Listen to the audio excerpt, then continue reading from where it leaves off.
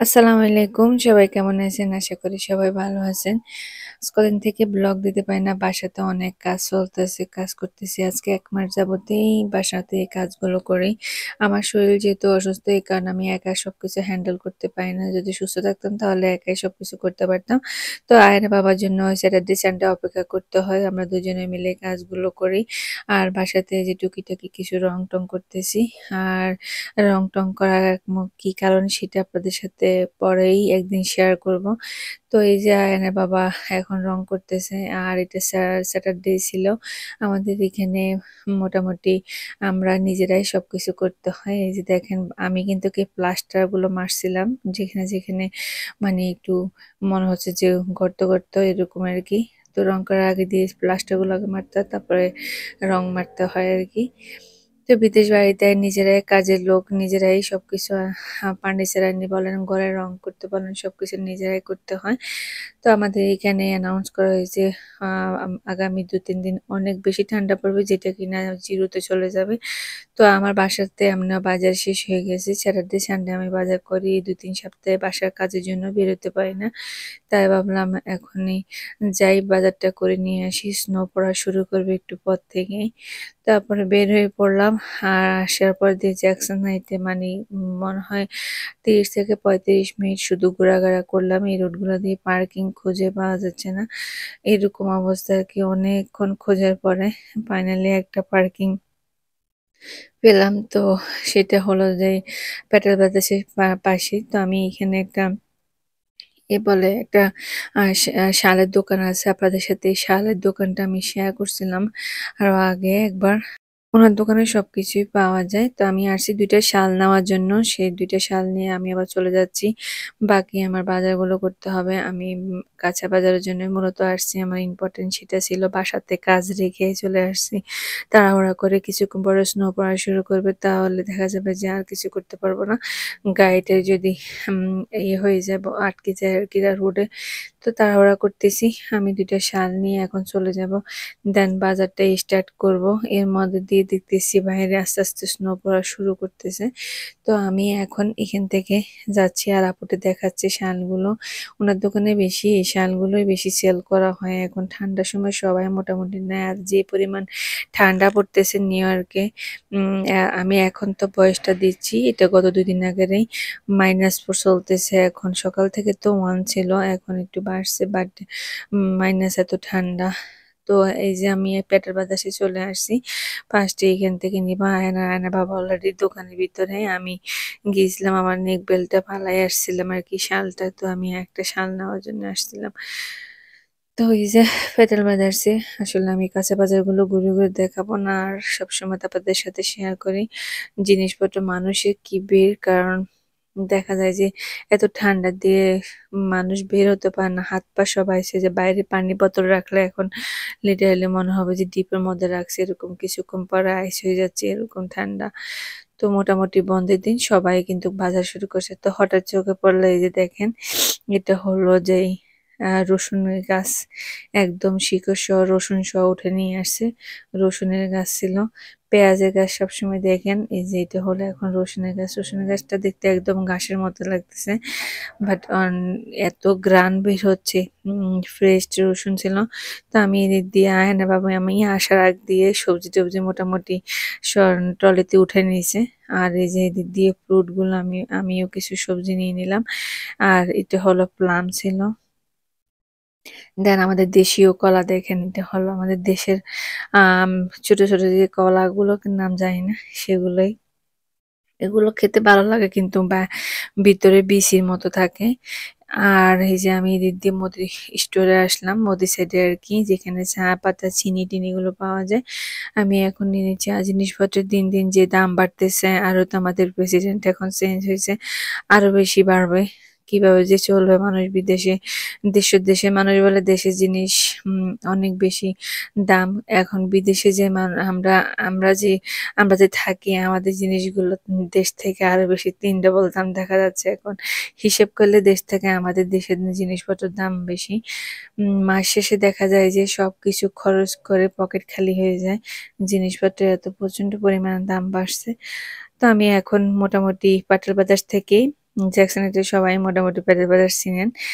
এটা একটা grocery store. তো সেখানে আমি যা পাইছি আসছি, বাট আমি মাছ মাংস এখান থেকে নিই, মান্নান থেকে। তো আমি চলে আসলাম মান্নানে, এখানে মাছ মাংস অর্ডার দিব। তো আমার আয়ান আমাকে দেখাচ্ছে কোনটা কোনটা নিবে, চিকেন উইংস নাকি চিকেন লেগ নিব। আমি আমি বলতেছি এটা ধরবো না, গন্ধ লাগবে হাতে। তো এদিক দিয়ে আয়নের বাবা ফ্রোজেন পুরি সিঙ্গারা কি কি আছে সেগুলো নিচ্ছে, আর আমি একটু একটু করে ভিডিও করতেছি। সবকিছু তো আর ভিডিওতে দেখাতে গেলে অনেক বেশি বড় হয়ে যায়। তো আমি যা শুধু গ্রোসারি সেকশনে আসলে আপনাদের সাথে মাছ মাংসের জিনিসগুলো বেশি দেখে আমার ভালো লাগে সেই জিনিসগুলো দেখাতে। আর মনেও থাকে কোন জায়গায় কোনটা বিক্রি করে। তো এইখানে হলো এগুলো ল্যাম্প চপ, বিফ স্টিক, সেগুলো। আবার যারা একদম রেডিমেড কিনতে চান, কোনো বাসাতে নিয়ে কোনো ঝামেলা না হয়, সবকিছু ময় মশলা মিক্স করে তারা শুধু প্যাকেট করে রাখছে, বাসাতে নিয়ে শুধু বানাবেন যে যেটা। এখানে তান্দুরি আছে, কাবাবের জন্য আছে। আবার যারা বাসাতে নিজেরা গিয়ে নিজেদের মতো রেসিপি হিসেবে বানাতে চান সেটাও পারবেন। এদিক দিয়ে হলো ইলিশ শুটকি, লবণ লাওয়া ইলিশ মাছ, তারপরে হলো আমি সিদ্ধ শুটকি খুঁজতেছি, চাপা শুটকি যেটা আর কি। তো আমি এখন এই যে চাপা শুটকি নিব।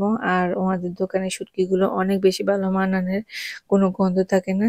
তো আমি মানান থেকে চাপা শুটকি এখন নিচ্ছি, আর আপনাদেরকে দেখিয়ে দিচ্ছি তাদের শুটকিগুলো। আমি যে শুটকিগুলো ইউজ করি এই শুটকিগুলোতে একদমই কোনো গন্ধ নাই, আর খেতেও একদম অনেক বেশি মজা। তো আমি কয়েকটা প্যাকেট দেখার পরে খুঁজে খুঁজে নিচ্ছি শুটকি বলে এখন কথা। যাচ্ছি বড় মাছ নিব। আর এই যে এটা হলো আর মাছ, বা এটাকে কি মাছ বলে আমি জানি না, এটাকে আর মাছ মনে হয় বলে, বাট দেখতে পাঙ্গাস মাছের মতো। বড় মাছ আমি ভাবছিলাম বোয়াল মাছ। তো আর এদিক দিয়ে কত বড় বড় মাছ দেখেন, এগুলো হলো জামাই আদর মাছ, জামাই শ্বশুর বাড়িতে যাওয়ার সময় যে নিয়ে যেটা হলো চিতল মাছ। কত বড় চিতল মাছ, আমি ভাবছিলাম এটা স্লাইড করা না পুরোটা, এত বড় ফ্রিজের এই মাথা থেকে ও মাথা পর্যন্ত চিতল মাছ। আর হলো যেটা নিচেরটা হলো কোরাল মাছ।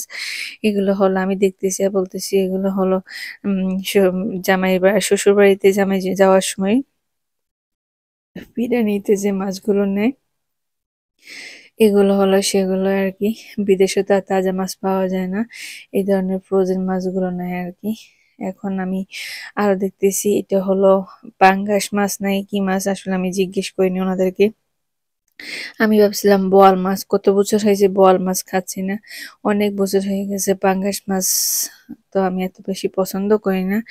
ডানে দিতে হলো যে আমি মাছ মাংসের অর্ডার দিচ্ছি। এখানে হলো ছাগলের পা সবগুলো দেখা যাচ্ছে, আর কত করে পাউন্ড সেগুলো লেখা আছে। তো আমার অর্ডার গুলো নিচ্ছে, আর এদিক দিয়ে আমার ক্যামেরা অন হয়ে গেছে, আমি বলতে পারবো না। আর যে দোকানে যাই সেই দোকানে আমার জন্য ছাগলের মাথাগুলো ওয়েট করে তাকাই থাকে চোখ দিয়ে। আর ওদের দোকানে সবকিছু একদম ফ্রেশ ফ্রেশ পাওয়া যায়। যদিও আমি লাইভ চিকেনের দোকান থেকে হার্ড চিকেন গুলো বা মিডিয়াম চিকেন গুলো কিনি, এসব দোকান থেকে যা শুধু চিকেন লেগ, বিফ, তারপর হলো ছাগলের মাংস তো খাওয়া হয় না, আর মাছ টাছ কিনা হয় আর কি। তো আমি এখন এই দিদি আপনাদেরকে একটু দেখাচ্ছি, এখানে একদম ফ্রেশ ফ্রেশ সবকিছুই পাওয়া যায়। গরু কলিজা, তারপর হলো বুড়ি টুড়ি যা আছে সবাই পাওয়া যায়। তো আমি আপনার বাসায় চলে আসলাম, এখন ঝটপট করে যে এইসব জিনিসগুলো নেওয়া হয়নি সেগুলো নিচ্ছি, খুব তাড়াতাড়ি করে নিচ্ছি। স্নো পড়া স্টার্ট হয়ে গেছে, বাকিগুলো শেষ করে বাসায় তাড়াতাড়ি যেতে হবে, আবার এগুলো বাসা থেকে উঠাতে হবে। অবস্থা 4 তলা উঠাতে হবে, অবস্থা খারাপ হয়ে যাবে, তাড়াতাড়ি করতেছিলাম। তা আমি যেটা যে যে সবজিটা আমি পেটার বাতাসে পাইনি সেগুলো নিচ্ছি। আর এখানে আমি ফুলকপি নিচ্ছি ছোট সাইজের একটা, আমাদের বাসায় শুধু আয়নের বাবা আর আমি পছন্দ করি, আর আমার শাশুড়ি খায় না। এটা হলো কারি পাতা, এই যে একদম ফ্রেশ গাছ থেকে ছিঁড়ে নেওয়া আসা কারি পাতা, এক প্যাকেট 1 টাকা করে বিক্রি করে। দেন এদিক দিয়ে হলো মূলা, মূলা শাকগুলো কি সুন্দর, বাট এখানে শাকগুলো পালাই দিয়ে মূলা বিক্রি করে। যদি শাকগুলো আপনি নিতে চান তাহলে টাকা দিয়ে নিতে হবে, কি অদ্ভুত একটা জিনিস। দেন এখন সবজির কেনাকাটা শেষ করে বাজার শেষ করে খেতে চলে আসলাম, খাবার দাবার শেষ করে এখন যাব, আমরা চলে যাব। আর এই যে বাইরে দেখি যে কি জোরে পড়তেছে, বাট এখন যেগুলো পড়তেছে এগুলো একদম বৃষ্টির মতো, বাট এই যে দেখেন লবণের মতো ছোট ছোট গোল গোল বলের মতো আইসের মতো পড়তেছে, দেখে খুব অদ্ভুত লাগছে। এই প্রথম আমি এরকম স্নো দেখছি। সবসময় সবসময় দেখি পাউডারের মতোই, এবারে আমি এটাই দেখলাম ফার্স্ট টাইম। আর ওদিক দিয়ে আয়নার বাবা বাজার-টাজার নিয়ে একদম গাড়িতে চলে গেল, ফোন দিচ্ছে বারবার। আর এই যে দেখেন এগুলো বলের মতো ছোট, ছোট শিলের মতো পড়তেছে। আমি আর আয়ান যাচ্ছি আর গাছের গোড়াতে দেখেন এই যে লবণের মতো এইগুলো। তো আমার আজকে ভিডিওটি কেমন লাগলো অবশ্যই কমেন্ট করে জানাবেন। যদি ভালো লাগে আমার পেজটি ফলো